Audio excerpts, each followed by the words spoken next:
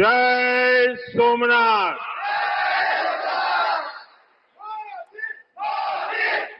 गुजरात के लोकप्रिय मुख्यमंत्री श्री भूपेंद्र भाई पटेल, ऊर्जावान युवा उप मुख्यमंत्री हर्ष संघवी जी, गुजरात सरकार में मंत्री जीतूभाई वाघाणी, अर्जुन भाई मोढवाडिया, डॉक्टर प्रद्युम्न वाजा, कौशिक भाई वेकरिया, सांसद राजेश भाई, अन्य महानुभाव, देवी और सज्जनों, आज देश के कोने कोने से लाखों लोग जुड़े हैं हमारे साथ। उन सबको भी मेरी तरफ से जय सोमनाथ। साथियों, ये समय अद्भुत है, ये वातावरण अद्भुत है, ये उत्सव अद्भुत है। एक और स्वयं देवादिदेव महादेव, दूसरी ओर समुद्र की विशाल लहरें, सूर्य की किरणें, मंत्रों की ये गूंज, आस्था का ये उफान, और इस दिव्य वातावरण में भगवान सोमनाथ के आप सब भक्तों की उपस्थिति, ये इस अवसर को दिव्य बना रही है, भव्य बना रही है। और मैं इसे अपना बहुत बड़ा सौभाग्य मानता हूं कि सोमनाथ मंदिर ट्रस्ट के अध्यक्ष के रूप में मुझे सोमनाथ स्वाभिमान पर्व में सक्रिय सेवा का अवसर मिला है।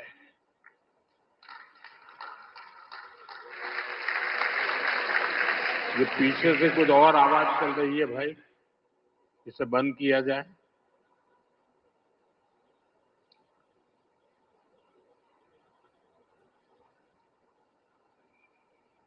बहत्तर घंटों तक अनवरत ओमकार का नाद, 72 घंटों का अनवरत मंत्रोच्चार। और मैंने देखा कल शाम को 1000 ड्रोन्स द्वारा वैदिक गुरुकुलों के 1000 विद्यार्थियों की उपस्थिति, सोमनाथ के 1000 वर्षों की गाथा का प्रदर्शन, और आज 108 अश्वों के साथ मंदिर तक शौर्य यात्रा, मंत्रों और भजनों की अद्भुत प्रस्तुति, सब कुछ मंत्र मुग्ध कर देने वाला है। इस अनुभूति को शब्द अभिव्यक्त नहीं कर सकते, इसे केवल समय ही संकलित कर सकता है। इस आयोजन में गर्व है गरिमा है, गौरव है और इसमें गरिमा का ज्ञान भी है। इसमें है वैभव की विरासत, इसमें है आध्यात्म की अनुभूति, अनुभव है, आनंद है, आत्मीयता है और सबसे बढ़कर देवाधिदेव महादेव का आशीर्वाद है। आइए मेरे साथ बोलिए, नमः पार्वती पतये हर हर महादेव।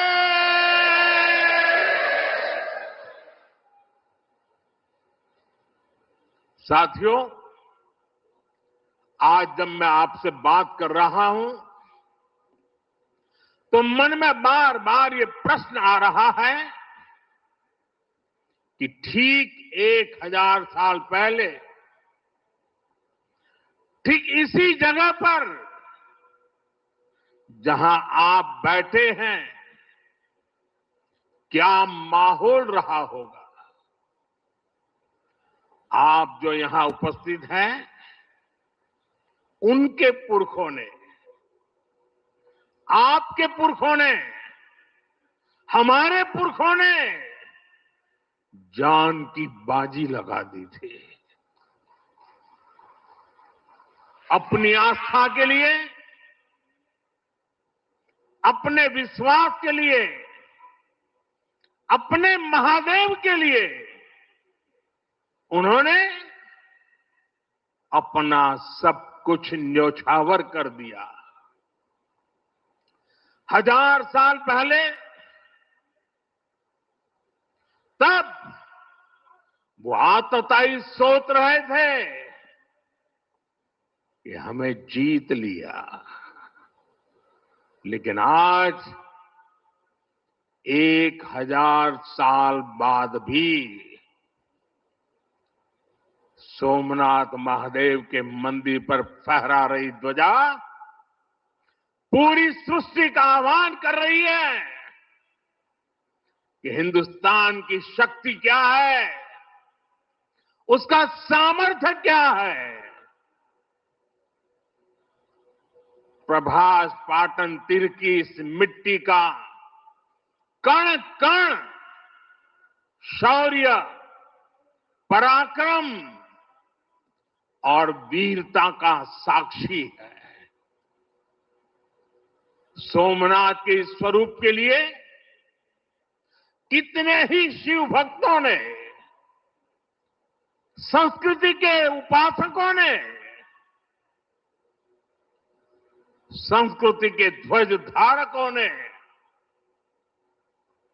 अपने प्राणों की आहुति दी है। आज सोमनाथ स्वाभिमान पर्व पर सबसे पहले मैं हर उस वीर वीरांगना को नमन करता हूं जिसने सोमनाथ की रक्षा को, मंदिर के पुनर्निर्माण को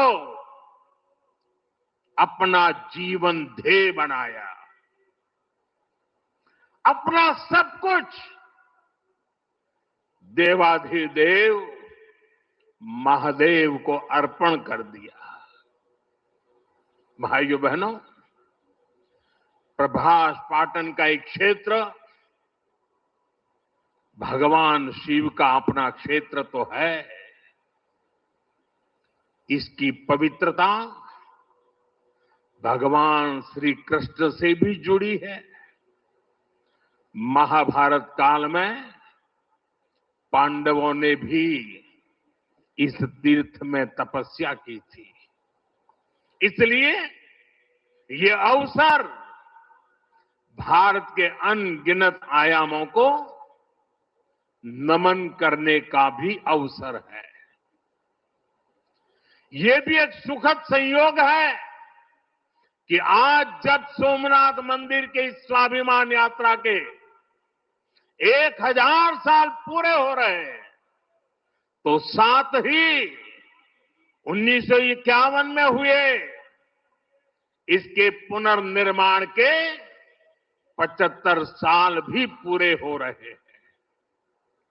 मैं दुनिया भर के करोड़ों श्रद्धालुओं को सोमनाथ स्वाभिमान पर्व की शुभकामनाएं देता हूं।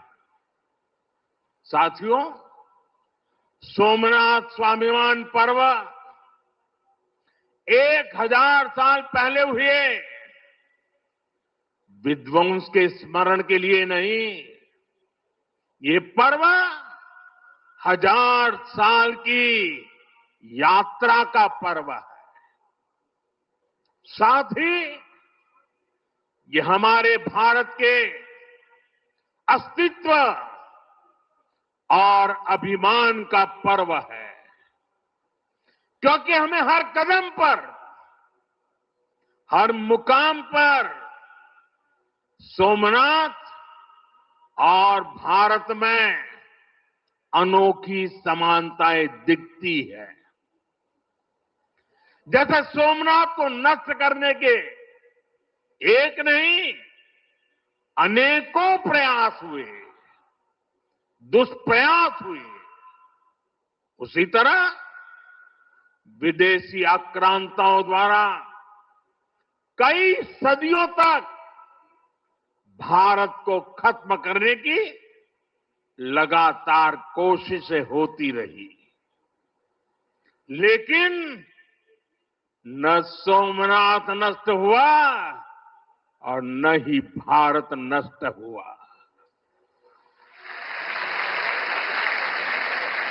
क्योंकि भारत और भारत की आस्था के केंद्र एक दूसरे में समाये हुए हैं। साथियों, आप उस इतिहास के बारे में कल्पना करिए। आज से 1000 साल पहले सन 1026 में सबसे पहले गजनी ने सोमनाथ मंदिर को तोड़ा।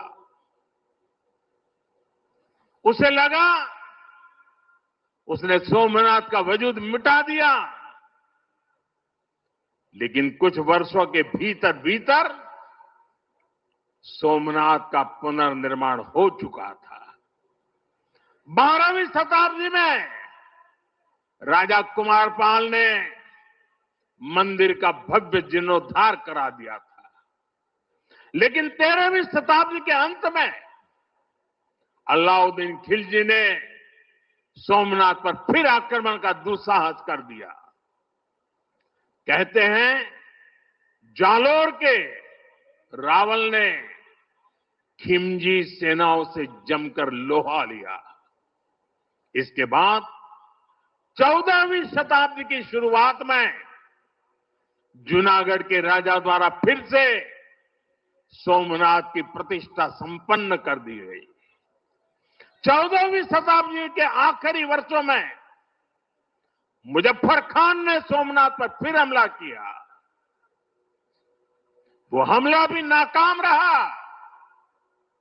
15वीं शताब्दी में सुल्तान अहमद शाह ने सोमनाथ मंदिर को दूषित करने की कोशिश की और इसी शताब्दी में उसके पोते सुल्तान महमूद बेगड़ा ने सोमनाथ पर आक्रमण कर मंदिर को मस्जिद बनाने की कोशिश की, लेकिन महादेव के भक्तों के प्रयासों से मंदिर पुनः जीवंत हो उठा। 17वीं 18वीं शताब्दी में औरंगजेब का दौर आया। उसने सोमनाथ मंदिर को अपवित्र किया। सोमनाथ को फिर मस्जिद बनाने की कोशिश की। उसके बाद भी अहल्याबाई होलकर ने नए मंदिर की स्थापना कर सोमनाथ को एक बार फिर साकार कर दिया। यानी सोमनाथ का इतिहास विनाश और पराजय का इतिहास नहीं है। ये इतिहास विजय और पुनर्निर्माण का है। हमारे पूर्वजों के पराक्रम का है। हमारे पूर्वजों के त्याग और बलिदान का है। आतताई आते रहे, मजहबी आतंक के नए नए आक्रमण होते रहे, लेकिन हर युग में सोमनाथ पुनः पुनः स्थापित होता रहा। इतनी सदियों तक का संघर्ष, इतना लंबा प्रतिकार, इतना महान धैर्य, सृजन और पुनर्निर्माण का ऐसा जीवन, ये सामर्थ्य अपनी संस्कृति में ऐसा विश्वास और ऐसी आस्था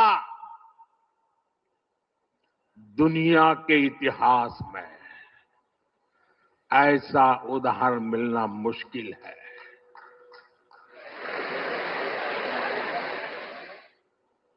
जरा मैंने जवाब आपजो પેલા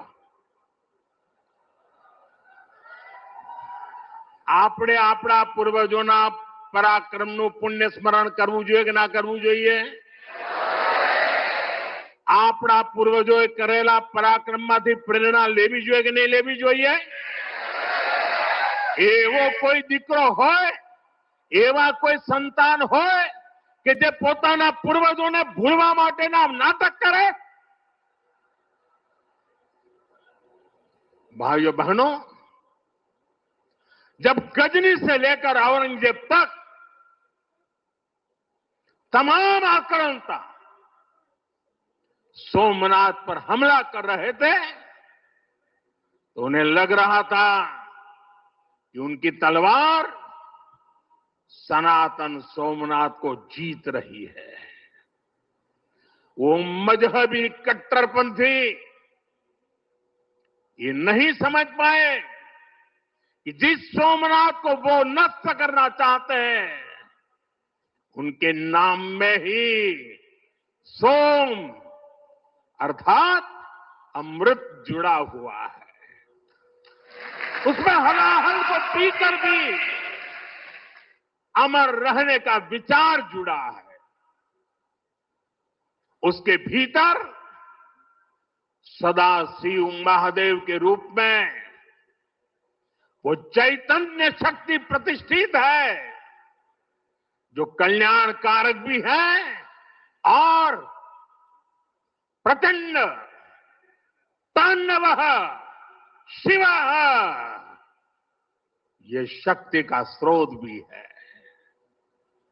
भाइयों बहनों, सोमनाथ में विराजमान महादेव, उनका एक नाम मृत्युंजय भी है। मृत्युंजय, जिसने मृत्यु को जीत लिया हो, जो स्वयं काल स्वरूप है। यतो जायते पाल्यते येन विश्वम तमीस भजे लियते यत्र विश्वम। अर्थात ये सृष्टि उन्हीं से उत्पन्न होती है, उन्हीं में लय हो जाती है। हम मानते हैं त्वमेको जगत व्यापको विश्व रूप, यानी शिव पूरे जगत में व्याप्त है। इसलिए इस हम कण कण, कंकड़ कंकड़ में भी उस शंकर को देखते हैं। फिर कोई उन शंकर के कितने स्वरूपों को नष्ट कर सकता है? हम तो वो लोग हैं जो जीव में भी शिव को देखते हैं। उनसे हमारी आस्था को कोई कैसे डिगा सकता था? और साथियों, ये समय चक्र है कि सोमनाथ को ध्वस्त करने की मंशा लेकर आए मजहबी आतताई आज इतिहास के कुछ पन्नों में सिमट कर रह गए हैं और सोमनाथ मंदिर उसी विशाल समंदर के किनारे गगनचुंबी धर्म ध्वजा को थामे खड़ा है। सोमनाथ का ये शिखर मानो उद्घोष कर रहा है, चंद्रशेखरम आश्रय मम किम करिष्यति वै यमः, अर्थात मैं चंद्रशेखर शिव पर आश्रित हूं, काल भी मेरा क्या कर लेगा। साथियों, सोमनाथ स्वाभिमान पर्व इतिहास के गौरव का पर्व तो है ही, ये कालातीत यात्रा को भविष्य के लिए जीवंत बनाने का माध्यम भी है। हमें इस अवसर को अपने अस्तित्व और पहचान को सशक्त करने के लिए उपयोग करना है।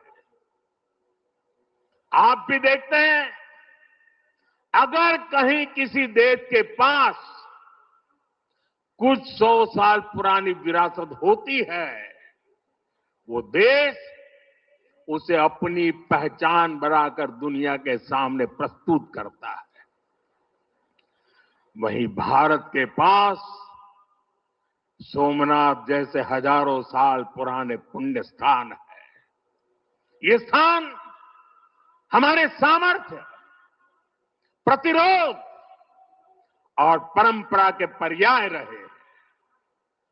लेकिन दुर्भाग्य से आजादी के बाद गुलामी की मानसिकता वाले लोगों ने उनसे पल्ला झाड़ने की कोशिश की। उस इतिहास को भुलाने के कुत्सित प्रयास हुए। हम जानते हैं, सोमनाथ की रक्षा के लिए देश ने कैसे कैसे बलिदान दिए थे। रावल कन्नड़े जैसे शासकों के प्रयास, वीर हमीर जी गोहिल का पराक्रम, बेगड़ा भील का शौर्य, ऐसे कितने ही नायकों का इतिहास सोमनाथ मंदिर से जुड़ा है। लेकिन दुर्भाग्य से इन्हें कभी उतना महत्व नहीं दिया गया, बल्कि आक्रमण के इतिहास को भी कुछ इतिहासकारों और राजनेताओं द्वारा व्हाइट वॉश करने की कोशिश की गई। मजहबी उन्माद की मानसिकता को केवल साधारण लूट बताकर ढंकने के लिए किताबें लिखी गई। सोमनाथ मंदिर एक बार नहीं, बार बार तोड़ा गया। अगर सोमनाथ पर आक्रमण केवल आर्थिक लूट के लिए हुए होते तो 1000 साल पूर्व पहली बड़ी लूट के बाद रुक गए होते, लेकिन ऐसा नहीं हुआ। सोमनाथ के पवित्र विग्रह को तोड़ा गया, बार बार मंदिर का स्वरूप बदलने की कोशिश हुई और हमें पढ़ाया गया कि सोमनाथ को लूट के लिए तोड़ा गया था। नफरत, अत्याचार और आतंक का असली क्रूर इतिहास हमसे छिपाया गया। साथियों, हमने धर्म के प्रति ईमानदार कोई भी व्यक्ति ऐसी कट्टरपंथी सोच का समर्थन नहीं करेगा, लेकिन तुष्टीकरण के ठेकेदारों ने हमेशा इस कट्टरपंथी सोच के आगे घुटने टेके। जब भारत गुलामी की बेड़ियों से मुक्त हुआ, जब सरदार वल्लभ भाई पटेल ने सोमनाथ के पुनर्निर्माण की शपथ ली तो उन्हें भी रोकने की कोशिश की गई। 1951 में तत्कालीन राष्ट्रपति डॉक्टर राजेंद्र प्रसाद के यहां आने पर भी आपत्ति जताई गई। उस समय सौराष्ट्र के सर्वाधिक मशहूर हमारे जाम साहब महाराजा दिग्विजय सिंह जी आगे आए थे। भूमि अधिग्रहण से लेकर सुरक्षा व्यवस्था तक उन्होंने राष्ट्रीय गौरव को सबसे ऊपर रखा था। उस दौर में सोमनाथ मंदिर के लिए जाम साहब ने 1 लाख रुपए का दान दिया और उन्होंने ट्रस्ट के प्रथम अध्यक्ष के रूप में बड़ी जिम्मेदारी निभाई। भाइयों बहनों, दुर्भाग्य से आज भी हमारे देश में वो ताकतें मौजूद है, पूरी तरह सक्रिय है, जिन्होंने सोमनाथ पुनर्निर्माण का विरोध किया। आज तलवारों की जगह दूसरे कुत्सित तरीकों से भारत के खिलाफ षड्यंत्र हो रहे हैं और इसलिए हमें ज्यादा सावधान रहना है। हमें खुद को शक्तिशाली बनाना है, हमें एक रहना है, एकजुट रहना है, ऐसी हर ताकत को हराना है जो हमें बांटने की साजिश से रच रही है। साथियों, जब हम अपनी आस्था से जुड़े रहते हैं, अपनी जड़ों से जुड़े रहते हैं, पूरे स्वाभिमान के साथ अपनी विरासत का संरक्षण करते हैं, अपनी विरासत के प्रति सजग रहते हैं, तो हमारी सभ्यता की जड़ें भी मजबूत होती है। और इसलिए पिछले 1000 वर्षों की यात्रा हमें अगले 1000 वर्षों के लिए तैयार रहने की प्रेरणा देती है। साथियों, राम मंदिर प्राण प्रतिष्ठा के ऐतिहासिक अवसर पर मैंने भारत के लिए 1000 साल का विराट स्वप्न सामने रखा था। मैंने देव से देश के विजन के साथ आगे बढ़ने की बात कही थी। आज देश का सांस्कृतिक पुनर्जागरण, करोड़ों देशवासियों में नया विश्वास बढ़ रहा है। आज हर देशवासी के मन में विकसित भारत को लेकर एक भरोसा है। आज 140 करोड़ भारतीय भविष्य के लक्ष्यों को लेकर संकल्पित है। भारत अपने गौरव को नई बुलंदी देगा। हम गरीबी के खिलाफ अपनी लड़ाई में जीतेंगे। हम विकास की नई ऊंचाइयों को छुएंगे। पहले दुनिया की तीसरी बड़ी अर्थव्यवस्था बनने का लक्ष्य, फिर उसके आगे का सफर, देश अब इसके लिए तैयार हो चुका है और सोमनाथ मंदिर की ऊर्जा हमारे इन संकल्पों को आशीर्वाद दे रही है। साथियों, आज का भारत विरासत से विकास की प्रेरणा लेकर आगे बढ़ रहा है। सोमनाथ में भी विकास भी विरासत भी, ये भावना निरंतर साकार हो रही है। आज एक और सोमनाथ मंदिर का सांस्कृतिक विस्तार, सोमनाथ संस्कृत यूनिवर्सिटी की स्थापना, माधवपुर मेले की लोकप्रियता और उसके रंग, इनसे हमारी विरासत मजबूत हो रही है। गिर लाइन के संरक्षण से इस क्षेत्र का प्राकृतिक आकर्षण बढ़ रहा है तो वहीं प्रभास पाटन क्षेत्र के विकास के नए आयाम भी गढ़े जा रहे हैं। केशोद एयरपोर्ट का विस्तार किया जा रहा है। इससे देश विदेश से श्रद्धालु सीधे सोमनाथ तक पहुंच सकेंगे। अहमदाबाद से वेरावल वंदे भारत ट्रेन की शुरुआत से तीर्थयात्रियों और पर्यटकों का समय कम हुआ है। इस क्षेत्र में यात्रा धाम सर्किट का विकास भी किया जा रहा है। यानी आज का भारत आस्था को स्मरण करने के साथ ही इंफ्रास्ट्रक्चर, कनेक्टिविटी और टेक्नोलॉजी के जरिए उसे भविष्य के लिए सशक्त भी कर रहा है। साथियों, हमारी सभ्यता का संदेश कभी किसी को पराजित करने का नहीं रहा, बल्कि जीवन को संतुलन में रखने का रहा है। हमारे यहां आस्था की राह हमें घृणा की तरफ नहीं ले जाती। हमारे यहां शक्ति हमें विनाश करने का अहंकार नहीं देती।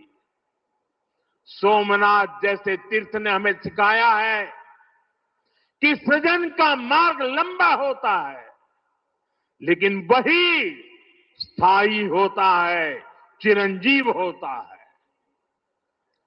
तलवार की नोक पर कभी दिलों को नहीं जीता जा सकता। जो सभ्यताएं दूसरों को मिटाकर आगे बढ़ना चाहती हैं, वे स्वयं समय में खो जाती है। इसलिए भारत ने दुनिया को यह नहीं सिखाया कि दूसरे को हराकर कैसे जीता जाए, बल्कि यह सिखाया कि कैसे दिलों को जीतकर जिया जाए। ये विचार आज दुनिया की जरूरत है। सोमनाथ की 1000 वर्षों की गाथा पूरी मानवता को सीख दे रही है। इसलिए आइए हम संकल्प करें, हम विकास की ओर आगे बढ़े, कदम से कदम मिलाकर चले, कंधे से कंधा मिलाकर चले, मन से मन को जोड़कर चले। लक्ष्य को ओझल दिए हुए बिना हम चलते चले और साथ ही अपने अतीत और अपनी विरासत से भी जुड़े रहें। हम आधुनिकता को अपनाते हुए अपनी चेतना को संभाले रखें। आइए सोमनाथ स्वाभिमान पर्व जैसे आयोजनों से प्रेरणा लेते हुए विकसित होने के मार्ग पर तेजी से चले। हर चुनौती को पार करते हुए हम अपने लक्ष्य तक पहुंचे। और ये कार्यक्रम आज तो शुरू हो रहा है। हमें 1000 साल का स्मरण देश के कोने कोने में करना है। दुनिया को हमारी विरासत का परिचय करवाना है। हमें 75 साल का ये नया पर्व भी मनाना है और हम 2027 मई तक इसको मनाते रहें, जन जन को जगाते रहें। जगा हुआ देश सपनों को साकार करने के लिए चलता रहे। इसी कामना के साथ एक बार फिर समस्त देशवासियों को मैं बहुत बहुत शुभकामनाएं देता हूं। हर हर महादेव। जय सोमनाथ, जय सोमनाथ, जय सोमनाथ।